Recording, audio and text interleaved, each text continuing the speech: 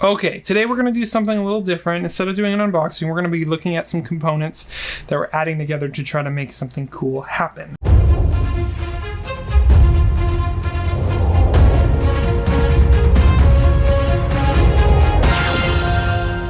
So let's go to the overhead here, and you'll see that I have a few things in front of me. So what you'll see, we already opened this box. This is an LED strip light, right? And so usually you would use this power cable to run these lights.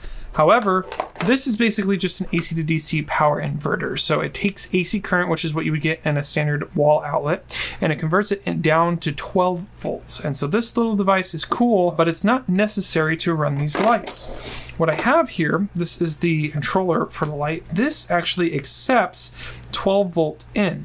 So the conversion happens in this box. This takes 12 volts in, and it actually powers up the light. And so what I have found, or what I've done, is I've taken some of these leads and converted them essentially so I can have two males, male to male, right? And so I'm going to put this male in here, and then I can actually power this device by this old battery. Now, this is a battery that I've had for over 5 years.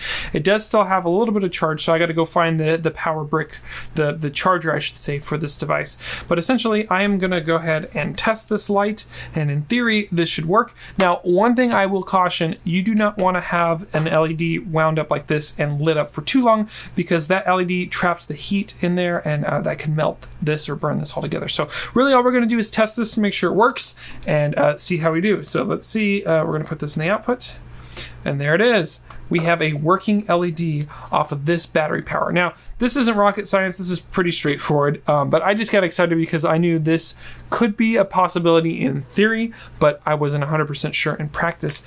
Now that I've gotten my hands on the batteries and the equipment, I know for sure this will work. And so why is this relevant to me? Well, for me, I have a trailer, and the lights in the trailer are on the roof, right? Or the ceiling, I should say. The problem is I have designed the trailer to have Happy Jack beds, which are beds that go up and down in the trailer, and those beds just happen to also block the light. And so what I'm going to do with this strip of light, I'm going to light up the underside of the bed so that when they're in the storage position and the up position and I have my film equipment there, I can take a battery like this, stick it into place, and power up those lights so I have a little bit more light underneath where I'm loading and unloading in the workspace that's there. So that's what I have set up. I probably will set up one set of lights on each bunk bed, and then I'll have these batteries that I'll charge, and I'll probably replace these because I need a battery bank that can output a 12 volt out system, which would actually power these lights. Now in this case, this is a dead battery. This is a live battery. So I'm definitely gonna have to charge these for a few hours and watch these as they're charging, since they've been sitting for a while, make sure nothing catches on fire. Hopefully that works for me, and that would solve my issue. So I'm gonna find the charger first, and then I'm gonna kit out the trailer with these lights. So, all right, thanks for watching this kind of one-off video, and we'll see you in the next one, hopefully with some working lights in the trailer.